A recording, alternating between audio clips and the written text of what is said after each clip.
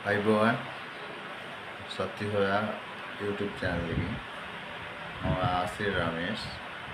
ඔයාලට මතකද සුනාමි කාලේ මුස්ලිම් සහෝදරයෙක් ඇවිල්ලා ආල් කැමරේමේ බැලුවා. එයා කොහෙද? එයාට වෙච්ච දෙයක් නැහැ. එතකොට ඔයගොල්ලෝ දන්නවා අපේ මෙයාව අසෙන් කියන්නේ මොදනෙනිකන්ට බෑ. එයාලත් ඉස්සර ඇවිල්ලා ගොඩක් උපත් මිනිසුන්ගේ ගෙවල් වලට බඩු මළු අරන් ගින් දුන්නා. බඩු දුන්නා ඒ ඔක්කොම කරේ එයා ඡන්ද ඉල්ලා ගන්න. ඡන්දයට ඉදිරියපත් වුණානේ.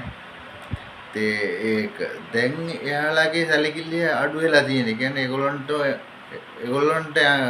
යන්න ඕන ටාගට් එකට ඒගොල්ලෝ ගිහලා ඉවරයි. මිනිස්සුන් තාමත් රවට්ටනවා. මිනිස්සු රවටෙන්න එපා.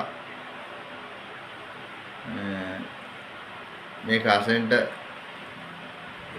ගෙත් මම බය නැහැ. මං කියන්නේ අසෙන්ට වුණත් කරන්න පුළුවන් ප්‍රමාණයට ඔයා කරා නැත්තේ නෑ. ගොඩක් කරා.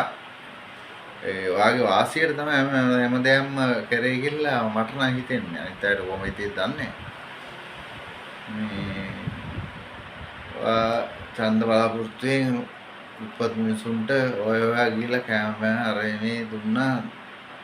දැන් පුත් කරන්නේ දැන් ඔය ප්‍රොමෝට් කරනවා ස්ටුඩියෝ එකට ගෙන්නලා ආම්බුරෝ ගෙන්නලා පොඩි කට්ටියව නග්ගලා ගන්නවා. ඒක හොඳයි එහෙම කරන එක. ඉතින් පොඩි වංචාවුත් කරලා තියෙනවා අනේ.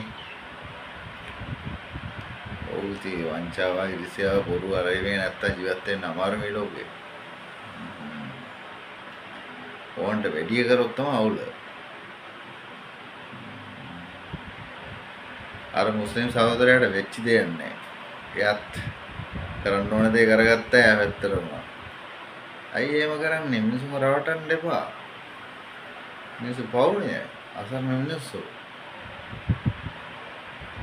හරි. මම සත්‍ය හොයා YouTube channel එකේ රමේෂ් ආසි